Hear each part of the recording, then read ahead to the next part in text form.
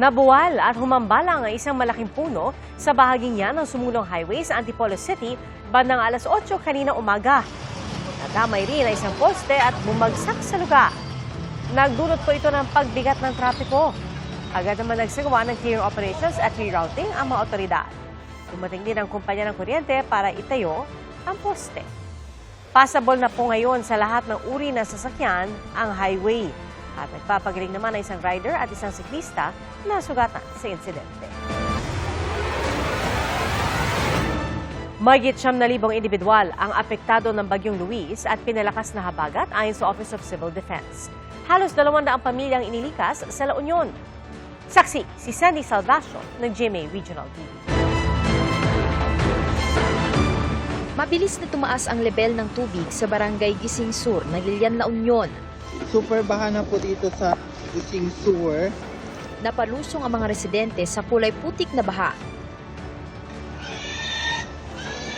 Minadaling iligtas ang mga alagang baboy. Nung pumunta ako sa ibang barangay, ma'am, wala pa yung tubig po, ma'am. Pero pagbawi ko po, meron at sobrang lakas na po ng baha. Sa San Fernando City, pahirapan ang pagbiyahe ng mga motorista dahil sa baha. Halos 200 pamilyang inilikas sa La Union. Meron pong 159 families or 484 na individuals ang nananatili po sa mga evacuation center sa bayan ng Nagilian at Bagulin, habang meron naman pong 29 families or 19 individuals ang nananatili naman po outside evacuation centers. Ilang kalsada rin sa Science City of Muñoz sa Nueva Ecija ang binaha. Malakas din ang ragasan ng tubig sa Dupinga River kaninang umaga.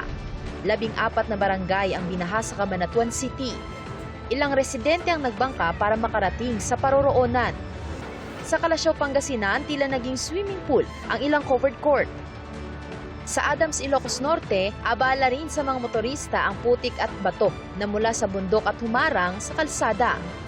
Nagsagawa ng clearing operations. Sa Benguet, malakas ang agos sa talon na ito sa tuba dahil sa epekto ng bagyo. Nagpagsakan ang malalaking tipak ng bato sa Tawang Ambyong Road kaya pansamantalang hindi madaraanan. Nagmadali naman ang mga magsasaka sa pag-asang maisasalba pa nila ang kanilang mga tanim na karot sa gitna ng pag-uulan. Isinara na rin ang Cannon Road dahil sa pag-uulan kaya't pinayuhan muna ang ibang motorista na dumaan sa alternatibong ruta. Isang linya lang ang madaraanan sa poblasyon Cabugao, Apayao dahil sa mud flow. Ako si Sandy Salvacio ng GMA Regional TV, ang inyong saksi.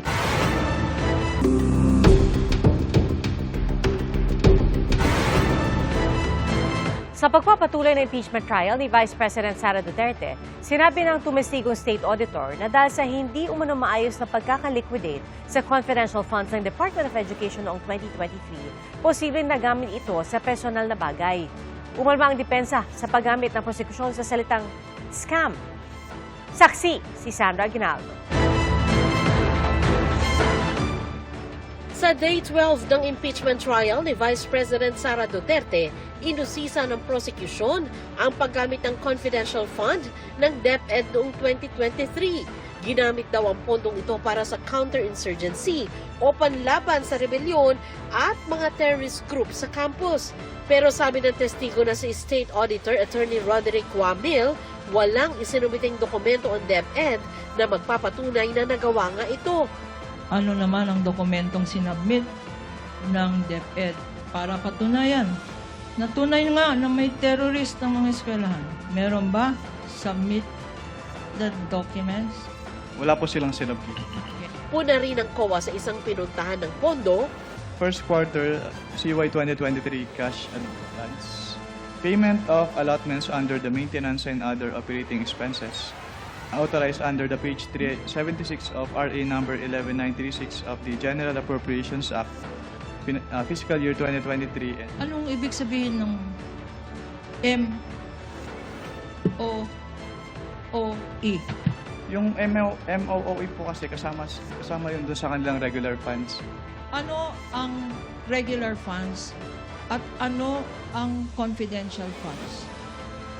Yung regular funds po ng agency, yun yung kanilang pondo na ginagamit nila for their operations and yun po.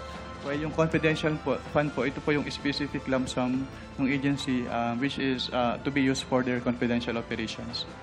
Matapos lumabas ang kanilang audit observation memo tungkol sa umunoy irregularidad, nakipagpulong daw sa kanila ang mga kinatawan ng bise, kasama si Defense Counsel Attorney Michael Powa na nooy nasa DepEd. Kilala mo ba, Mr. Witness, si Attorney Michael Powa? Nakikita ko po siya sa news. Nakikita mo siya sa news? Hindi mo siya nakikita sa in-person? Ayan, During that time, sorry, hindi po clear yung particular period. Attorney, sorry for that. No, that's fine. Nagpapagising lang tayo. Okay lang po. But you confirm that this is the attorney that you saw in that meeting? Yes po. Okay. Sabi ni Wamil, may hiniling sina Powa sa COA. They asked po if instead of an audit observation memorandum in case may audit findings, ay audit query na lang po yung i-issue sa kanila. Audit query na lang ang dapat i-issue, yun ba ang sinabi nila? Ano naman itong audit query? Hindi po ako familiar sa audit query since hindi naman po siya kasama dun sa issuances under the Joint Circular 2015-01. Hindi raw sila pumayag sa kahilingan ni Powa at naglabas ang COA ng audit observation memo pero hindi ito tinanggap ng opisina ng bise at sa halip ay nagsumite ng revised accomplishment report.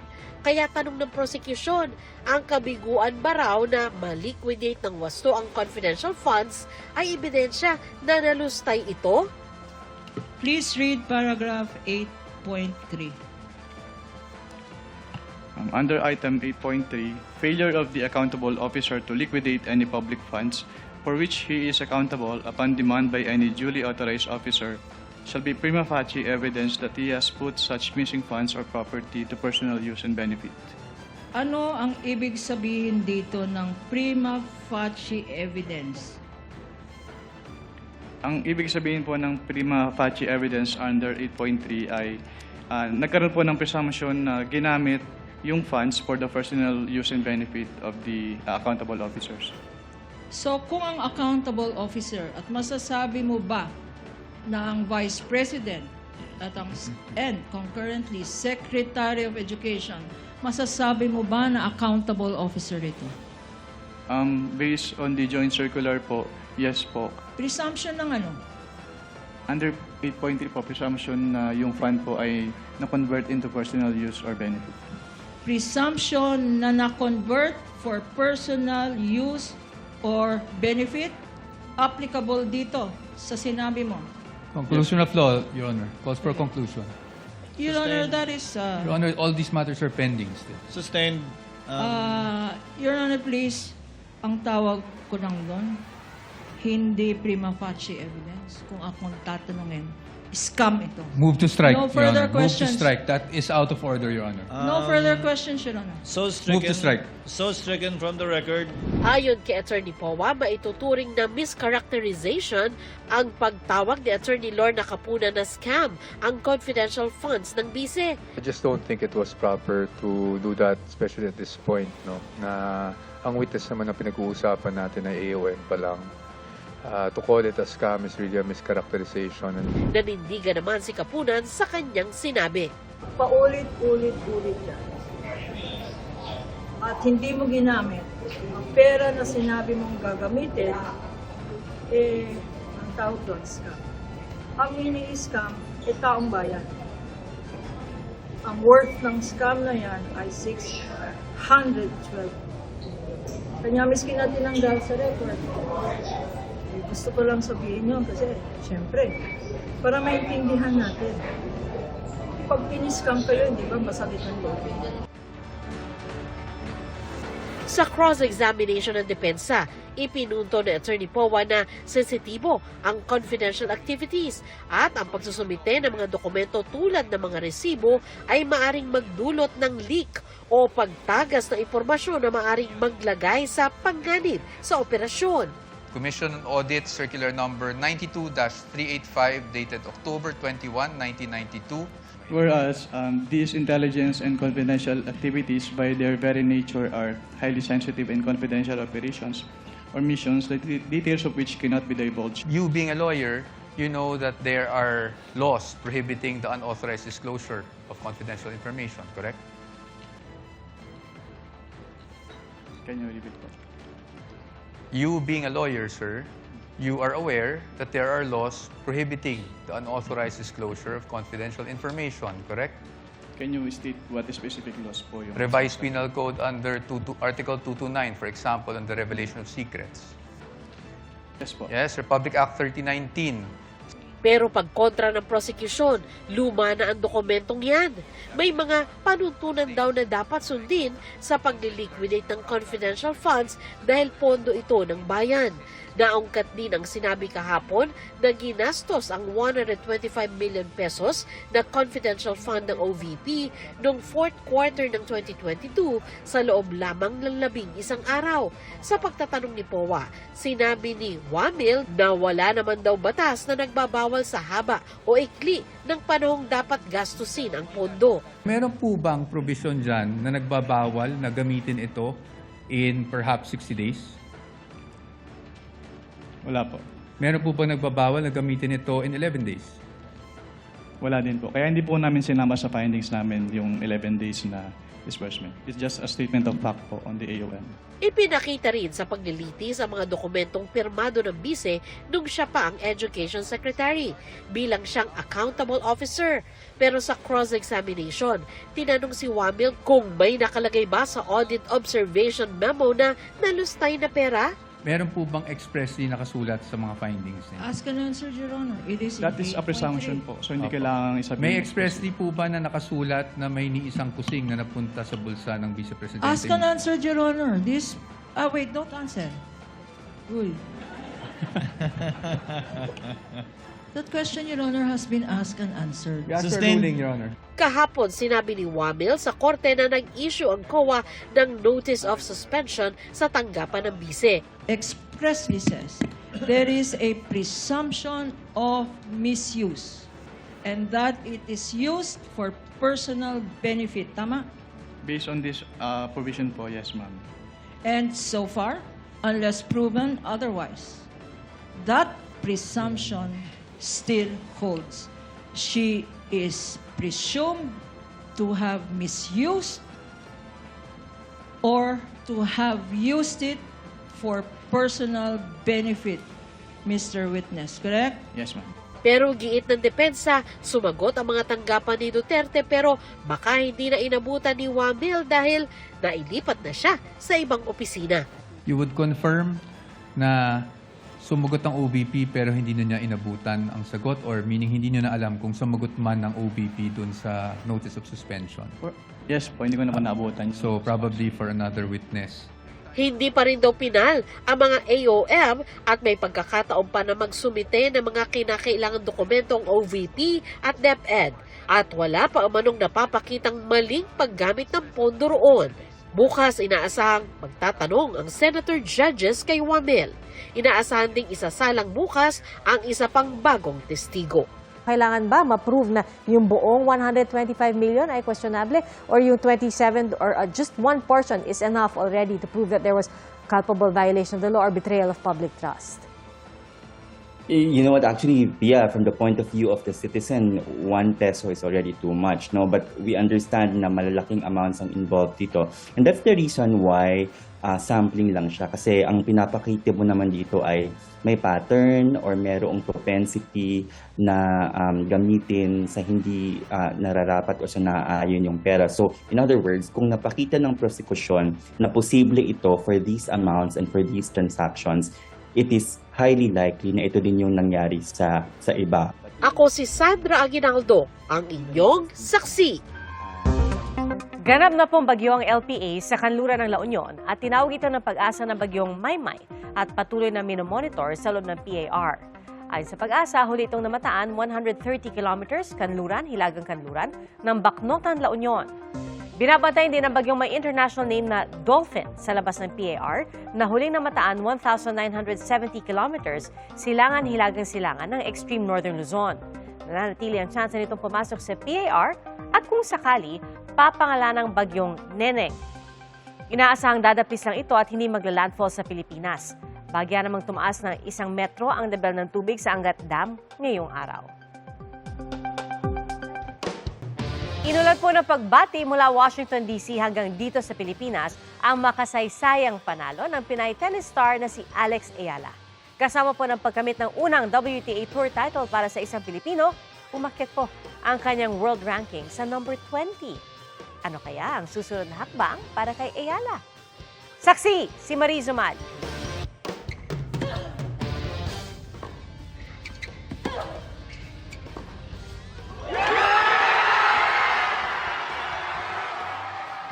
Ito ang sandaling iginuhit ni Alex Ayala sa kasaysayan ang tagumpay niya bilang kauna-unahang Pilipinong nagka-WTA Tour title.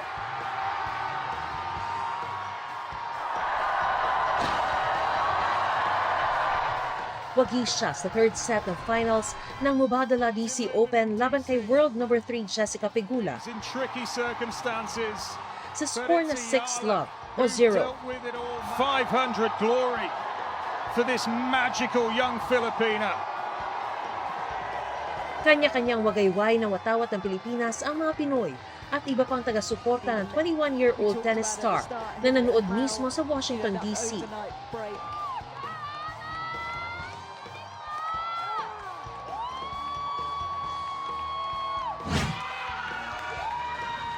Dito sa Pilipinas, nagpuyat ang ating mga kababayan para subaybayan ang historic match sa iba't ibang watch parties.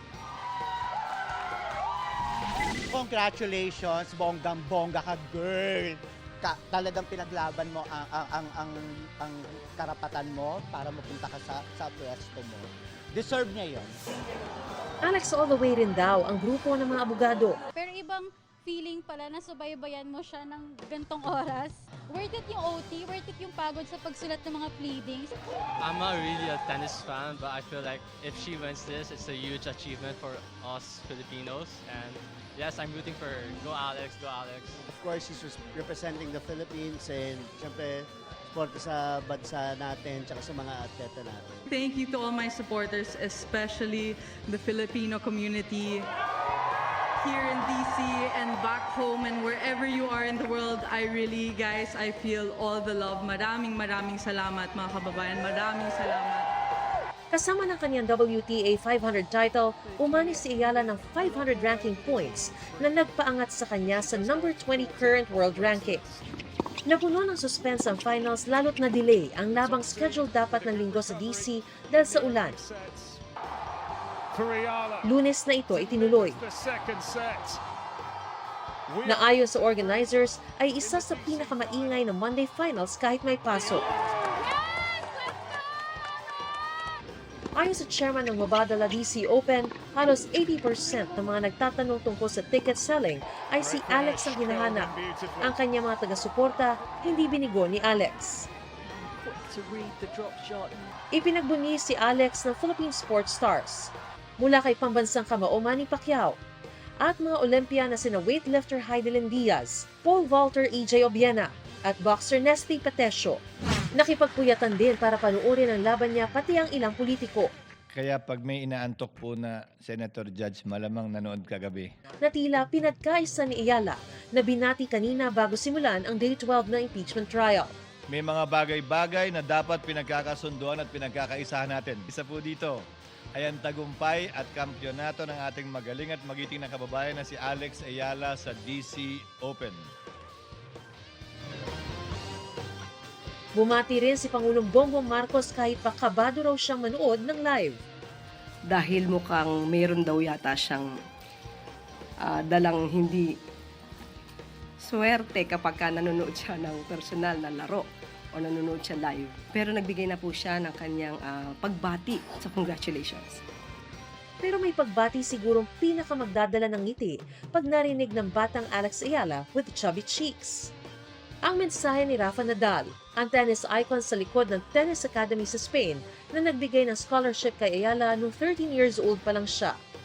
Well-deserved anya ang DC Open Championship title ni Ayala dahil sa kanyang pagpupursige.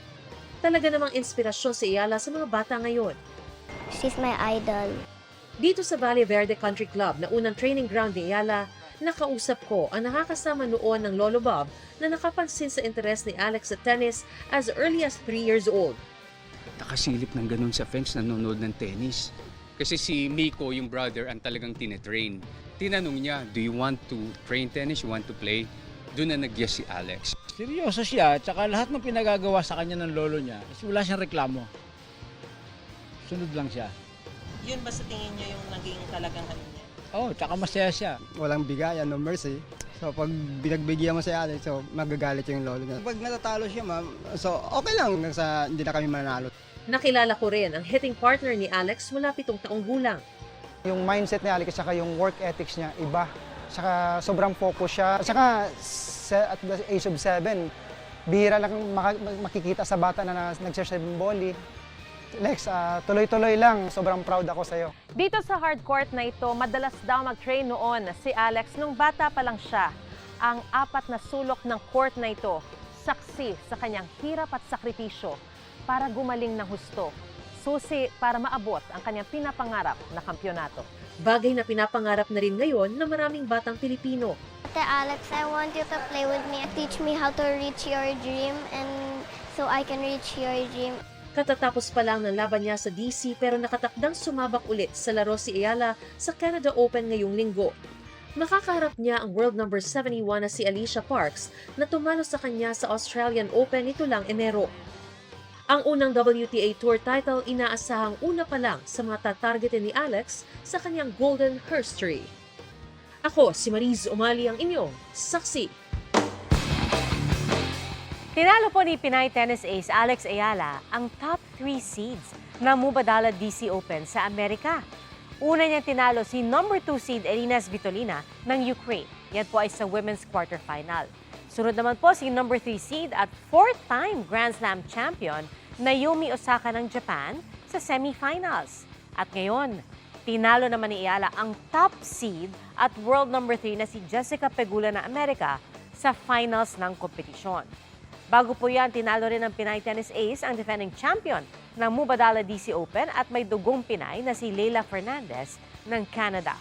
Gayon din ang Paris Olympics gold medalist na si Zhang Qinwen ng China.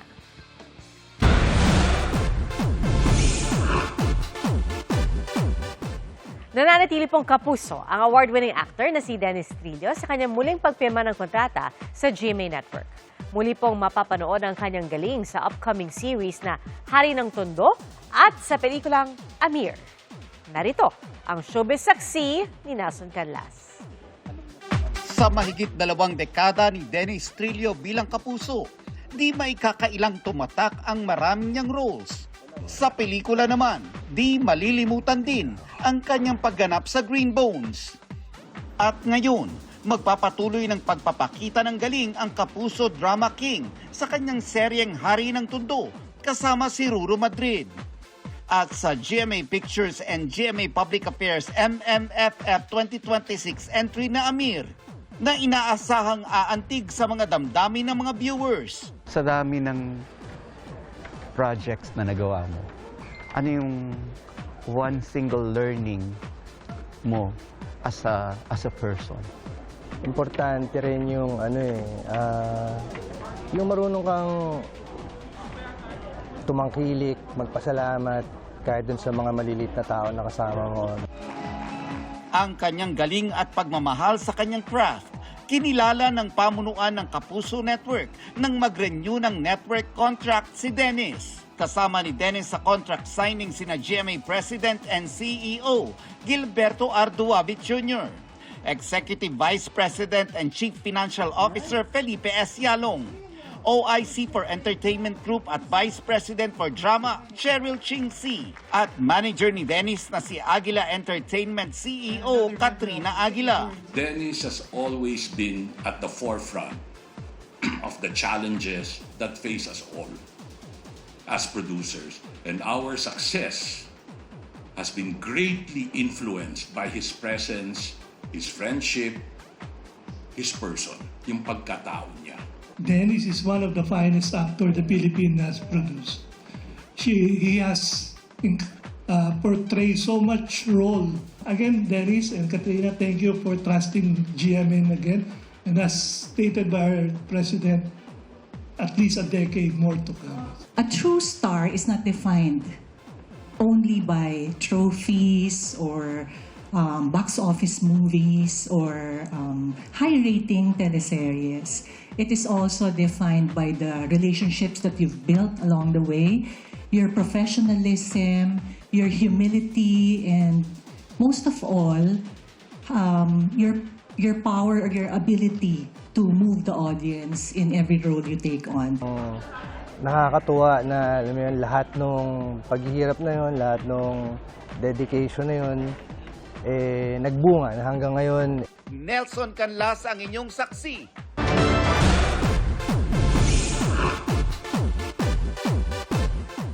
Bago ang Barbie Forteza ang mapapanood sa upcoming film na Saving Cherry. Gaganap po siya bilang Cherry sa pelikula na iikot sa buhay mag-asawa at pagtataksil. Pinaka-mature role na raw ito ng kapuso actress. At sa media conference, natanong si Barbie kung naisip ba niya ang pagpapakasal. Hindi ko pa iniisip or hindi ko pa hinihiling na magmahal ulit ng iba kasi gusto ko munang ibuhos yung lahat ng pagmamahal na yun sa sarili ko. I don't casually date. Date to marry ang baklat. Saving Cherry nga, diba?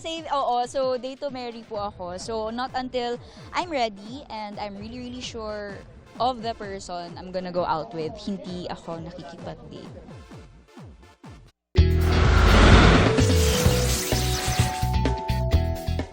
May unexpected encounter ang taga Los Baños, Laguna na si Kat. Oh my God, Mama! Gusto mo ng baka! Bye-bye! Laking gulat ni Kat nang paglabas ng kanilang bahay ay may batang baka sa harap ng kanilang gate. Ang 8 buwang gulang na baka na pag-alamang pag-aari ng kanilang kapitbahay. Ligtas namang nakabalik ang calf sa kanyang mother cow. At naisipan niya pangalanan itong How-How. At ngayong ipinagbebenta na ito, plano na niya itong bilhin. Kung sakali, ito ang kanyang magiging first pet cow. Ang kwento ni Kat, gusto talaga niyang mag-alaga ng mga farm animal dahil minsan siyang nanirahan sa probinsya. At para sa kanya, ang mga baka at kambing, malalambing. Mga kapuso, salamat po sa inyong pagsaksi. Ako po si Pia Arcangel. Ito ang GMA News. Walang kinikilingan, walang pinoprotektahan. Noon at ngayon, serbisyong totoo. Hanggang bukas, sama-sama po tayong magiging saksi!